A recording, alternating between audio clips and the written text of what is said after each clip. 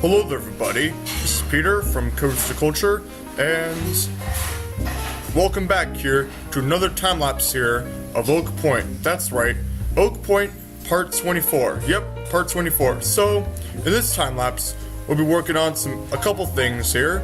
Like, we'll be working on, well, right now we'll be working on the queue line for the Intimate Observation Tower, and also, another main thing we'll be working on is we'll be working on a B&M flying coaster. That's right, a Bolliger Mabillard flying coaster.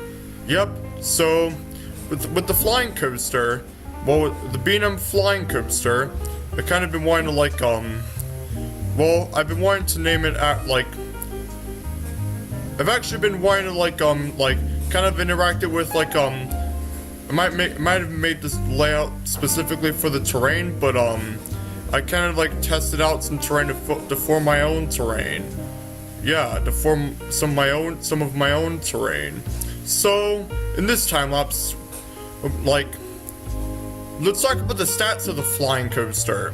Well, it's so close to a hyper flying coaster. It's so close, just 1 foot away. Like the first drop is 199 feet tall. It's so close to the hyper mark, just 1 foot away. So, and also,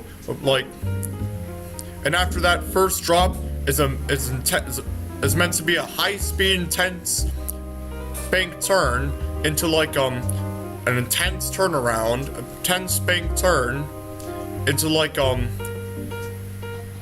into a 0G roll. Yeah, into a 0G roll.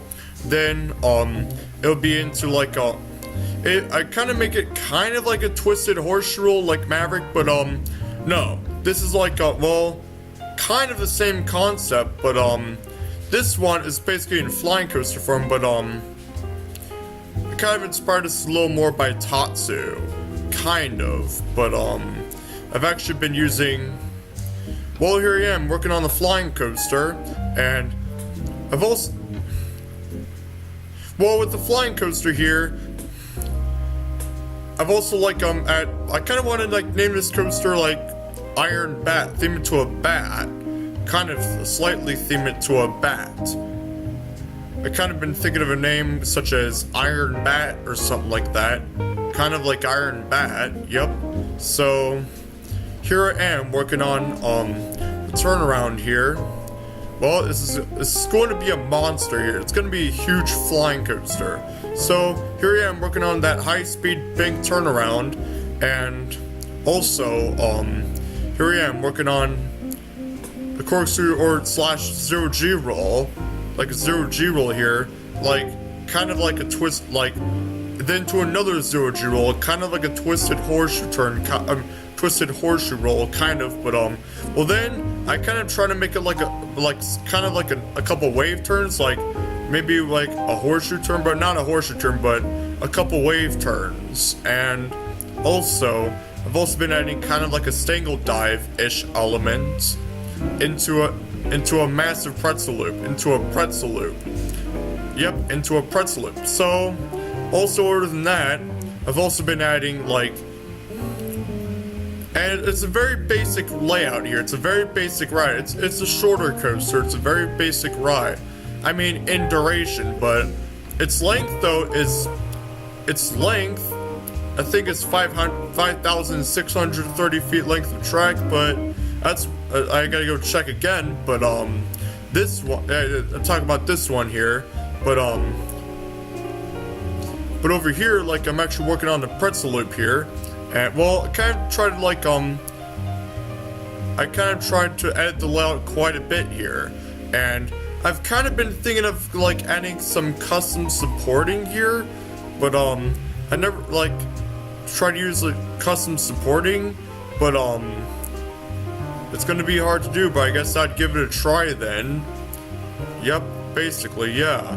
So probably be custom supporting some of the ride, maybe the whole coaster, but that's probably time consuming, but I guess I could do that, maybe, but at least some of the ride. So after the pretzel loop, you go into you go into an upward helix, and then you go into like an inline twist, and then into a purposely very forceful helix, downward helix, very forceful downward helix, very forceful one, into like, then into another turnaround, then into the brake run. Yeah, so it's a very basic ride. It is a basic ride, yeah. So, also here, well, I'm actually been making, well, let's talk about like, how many coasters we're gonna add in this park. Well, I've kind of wanted, I don't know how many coasters I'll add in this park, but I do want to make it coaster heavy, that's for sure.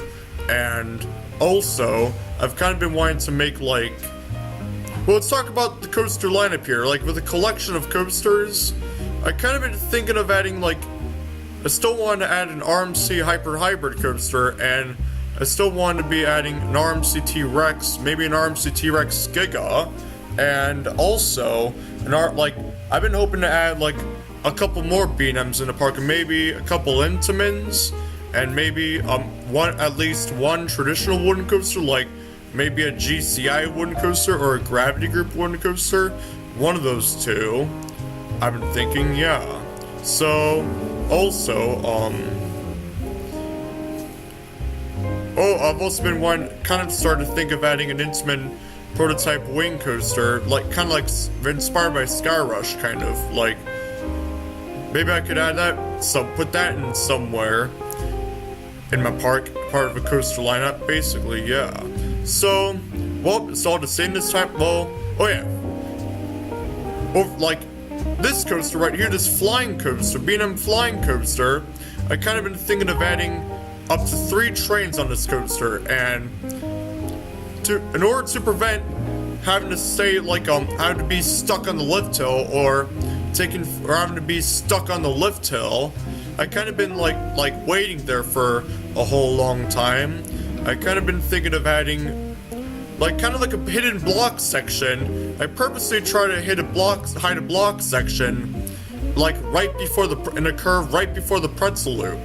I kind of been thinking of doing that as well. Yeah, like hiding a block under the before the pretzel loop, before the entry of the pretzel loop. I kind of been thinking of adding a block section, a little block section, but basically, yeah, like, well, it's all to say in this time lapse, and enjoy the rest of the time lapse here of Oak Point Part 24.